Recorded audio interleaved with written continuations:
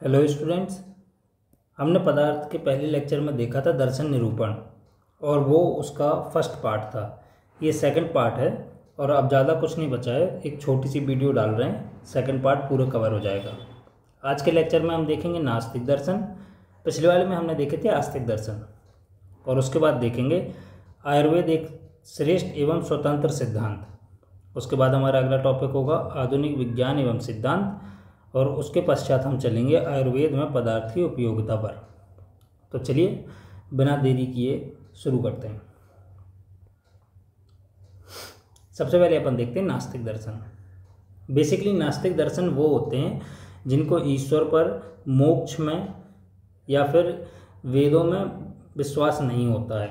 वो ईश्वर को नहीं मानते, मोक्ष को नहीं मानते, इसलिए वो नास्तिक दर्शन में आते हैं।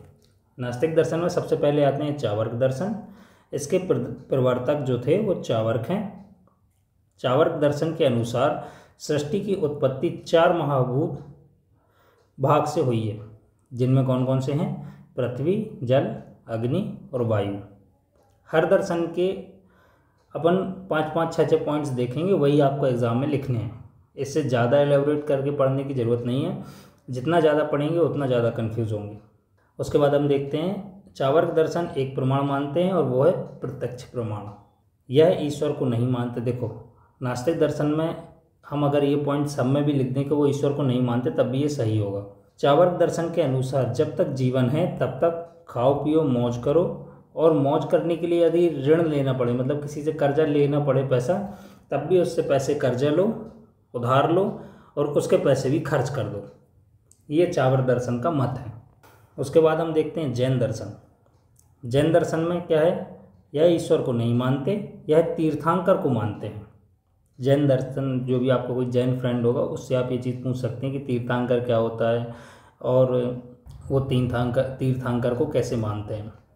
इनके जैन दर्शन के 24 तीर्थंकर होते हैं। इसके प्रवर्तक भगवान महावीर हैं और जैन दर्शन 3 प्रमाणों को मानते हैं। कौन कौन से? प्रत्यक्ष, शब्द और अनुमान। और सबसे इम्पोर्टेंट चीज़, जैन दर्शन अहिंसावादी हैं।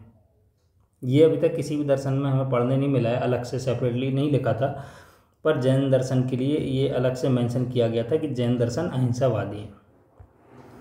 फिर इसके बाद हमारा अगला नास्तिक दर्शन जो होगा वो होगा बौद्ध दर्शन और इसके प्रवर्तक हैं गौतम बुद्ध। ये 4 द्रव्य मानते हैं। कौन कौन से द्रव्य हैं? जीव, पुद्गल, आकाश और काल। बौद्ध दर्शन के अनुसार संसार बहुत ही दुखमय है और बौद्ध दर्शन ने क्या किया है? बौद्ध दर्शन ने 2 प्रमाण माने हैं और उन प्रमाणों में क्या क्या रखा है? पहला प्रत्यक्ष है, दूसरा अनुमान है। देखो, अगर अभी तक आपने हमारे पदार्थ के दर्शन निरूपण वाले चैप्टर की वीडियो नहीं देखी है, फर्स्ट पार्ट नहीं देखा, तो आप उसको एक बार देख लो और हमारा फर्स्ट पार्ट देखने के बाद ही सेकंड पार्ट से कंटिन्यू करना। इस वाले में कुछ ज़्यादा नहीं बचा था, 3-4 ही टॉपिक थे, पर वो वाली वीडियो लंबी हो जाती, इसलिए हमने सेकंड पार्ट अलग से बनाने का विचार किया था। अब नास्तिक दर्शन हमारे अब यहाँ पे कंप्लीट होते हैं। इसके बाद हमें देखना है आयुर्वेद एक स्वतंत्र एवं श्रेष्ठ सिद्धांत है। अन्य दर्शनों की भांति आयुर्वेद में भी अनेक मौलिक सिद्धांत है। देखो, हमने क्रिया वाले चैप्टर में भी पढ़ा था कि आयुर्वेद के बहुत सारे सिद्धांत हैं, कुछ 14-15 सिद्धांत हमने देखे थे। उसी को अपन डिस्कस करते हैं कि आयुर्वेद को एक स्वतंत्र और श्रेष्ठ सिद्धांत क्यों माना गया है। आयुर्वेद का मूल सिद्धांत क्या है? स्वस्थ व्यक्ति के स्वास्थ्य की रक्षा करना और रोगी के रोग का निवारण करना। सबसे पहले तो यही है और ये हर आयुर्वेद स्टूडेंट को अपने आप ही याद हो जाता है। आयुर्वेद में धर्म, अर्थ, काम, मोक्ष, ये 4 पुरुषार्थ कहे गए हैं। हमने चरक संहिता में देखा था कि आयुर्वेद के 4 पुरुषार्थ क्या क्या हैं और चरक संहिता में हमने ये पढ़ा था कि धर्म, अर्थ, काम, मोक्ष, ये आयुर्वेद में 4 पुरुषार्थ कहे गए थे। आयुर्वेद का सिद्धांत केवल सामान्य आचार्य चरक ने सूत्र स्थान में रसवाद, गुणवाद, वीरवाद और विपाकवाद का वर्णन किया है। देखो, आचार्य चरक ने 4 वाद का वर्णन किया है अपने सूत्र स्थान में। वो क्या है? रसवाद, गुणवाद, वीरवाद और विपाकवाद। इसके पश्चात हम देखते हैं इस शरीर के मूल, मतलब एक चीज़ पढ़ी थी हमने अपने पुराने लेक्चर्स में कि दोष धातु मलम मूलम ही शरीरम, इसी चीज़ को यहाँ बताया गया है कि जो हमारा शरीर है, मानव शरीर, पुरुष है, जो काय है, उसके मूल क्या हैं? दोष, धातु और मल इसके मूल हैं। यहाँ पे हमारा आयुर्वेद के 5 पॉइंट 6 पॉइंट ख़त्म होते हैं। अब इसके बाद हम अगला टॉपिक देखेंगे। आयुर्वेद को एक स्वतंत्र सिद्धांत बताने के लिए बहुत ही विस्तृत चीज़ें हैं, मतलब बहुत ही डिटेल्ड चीज़ें हैं, पर अगर एग्जाम के पॉइंट ऑफ व्यू से देखें तो आप इतना अगर लिख देंगे तो इतना इनफ होगा। अगर 5 नंबर में भी ये क्वेश्चन अकेला आता है तो इन्हीं को थोड़ा थोड़ा और एलेबरेट कर देना बस। आयुर्वेद के कुछ अन्य सिद्धांत अपन देखते हैं, ये उसी का है, जैसे त्रिदोष सिद्धांत, त्रिगुण सिद्धांत, सप्तधातु, पंचभूत, षड पदार्थ, ये सब हम पढ़ चुके हैं, इसलिए हमने सिर्फ इन्हीं को मेंशन किया था। जो सिद्धांत अभी हमने नहीं पढ़े हैं वो हमने मेंशन नहीं किए थे। बाकी अगर और ज़्यादा सिद्धांतों के नाम जानने तो हमारे क्रिया शरीर वाला पहला लेक्चर देख लीजिए, उसमें हमने कुछ 14-15 सिद्धांत के नाम अलग अलग बताए थे, पर ये वाले हम पढ़ चुके हैं। त्रिदोष भी हम पढ़ चुके हैं, त्रिगुण भी हमने पढ़ लिया है, सप्तधातु के बारे में भी पता है, और पंचमहाभूतों के बारे में भी पता है, और षड पदार्थ के बारे में भी हमें पता है। इन सब के बारे में हमने पढ़ लिया है, इसलिए हमने इनको मेंशन किया था। आधुनिक विज्ञान के सिद्धांत हमारा अगला टॉपिक। आधुनिक तौर पर पदार्थ उसे कहते हैं जिसका कोई भार हो, मतलब वेट हो, जिस चीज़ का कोई वेट हो और जो कोई एक जगह घेरता हो। मतलब जो मॉडर्न साइंस है वो पदार्थ उसे मानती है जिसका कोई वेट हो, या फिर जिसको रखने के लिए या स्थापित करने के लिए एक जगह लगती हो, उसे ही पदार्थ मानते हैं। पदार्थ सूक्ष्म कणों मतलब एटम से मिलकर बनता है। देखो मॉडर्न साइंस के अकॉर्डिंग हम सब ने केमिस्ट्री में पढ़ा है कि जो भी चीज़ें हैं उन हर चीज़ में, हर पार्टिकल में एटम होता है, और पदार्थ को एटम से ही मिलकर बनता है, ऐसा आधुनिक विज्ञान कहता है, और ये उसके सिद्धांत हैं। आधुनिक मत अनुसार यह संसार एवं संसार के सभी पदार्थ, मतलब ये ब्रह्मांड, ये संसार, यहाँ पे मौजूद हर एक चीज़ परमाणुओं से मिलकर बनी है।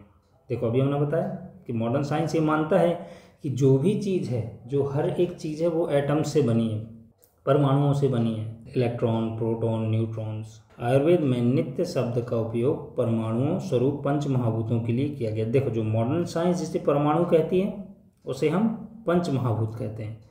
मतलब इसको थोड़ा थोड़ा कोरिलेट कर सकते हैं, क्योंकि हमारा आयुर्वेद कहता है कि जो भी इस संसार में है वो हर चीज़ में पंच महाभूत हैं, चाहे वो पदार्थ हो, पुरुष हो, मनुष्य हो, चीज़ हो, कुछ भी हो, हर एक चीज़ में, हर एक वस्तु में, जो भी इस संसार में कण मौजूद है उन सब में पंच महाभूतों का स्थान है। ऐसा ही आधुनिक कहता है कि उन सब में परमाणुओं का स्थान है। ये आपको समझ में आ गया होगा। अगर इससे रिलेटेड कोई फिर से डाउट आता है तो आप एक बार कमेंट सेक्शन में हमें लिख के बता दीजिएगा, हम और एलेबरेट करके समझा देंगे अपने अगले लेक्चर्स में। अभी के लिए हम अगले टॉपिक पे चलते हैं। ये हमारा आज का अगला टॉपिक और लास्ट टॉपिक है, आयुर्वेद में पदार्थों की उपयोगिता।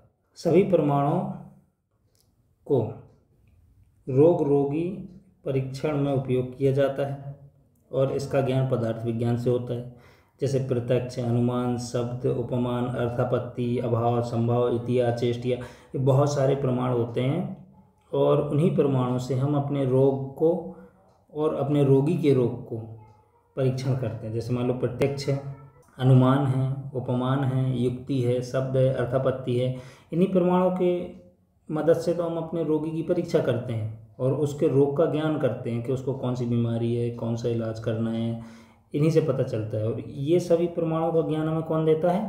पदार्थ विज्ञान। इसलिए हमें आयुर्वेद में पदार्थ विज्ञान की उपयोगिता है, मतलब नीड है। षड पदार्थों का सम्यक ज्ञान भी हमें पदार्थ से मिलता है। अब देखो षड पदार्थ जो हैं वो हमने अभी अभी उसमें पढ़े हैं पदार्थ विज्ञान में, तो इसलिए पदार्थ विज्ञान फिर से बताया कि ये इम्पोर्टेंट है। पुरुष को समझने के लिए मन, आत्मा, शरीर को समझना आवश्यक है। इन सब का ज्ञान भी हमें पदार्थ विज्ञान से ही संभव है। देखो जब तक हम पुरुष को नहीं समझेंगे, उसके मन, आत्मा और शरीर को नहीं समझेंगे, तब तक हम किसी रोगी की या किसी रोगी के रोग की परीक्षा करके उसका निवारण नहीं कर सकते हैं। और पुरुष को समझने के लिए और मन, आत्मा और शरीर जैसी चीज़ों को समझने के लिए हमें पदार्थ विज्ञान से ही ज्ञान प्राप्त होता है, और पदार्थ से ही ये संभव है। आयुर्वेद में पदार्थ की यही इम्पोर्टेंस है। ठीक है, तो बस इतना ही बचा था हमारा सेकंड पार्ट के लिए। आज के लिए यहीं पे ख़त्म करते हैं। अब हम मिलेंगे आपसे अपने पदार्थ विज्ञान के अगले चैप्टर में। और आयुर्वेद से रिलेटेड कोई भी लेक्चर्स देखने हो या वीडियो पसंद आई हो तो लाइक करें और चैनल को सब्सक्राइब करें। ठीक है।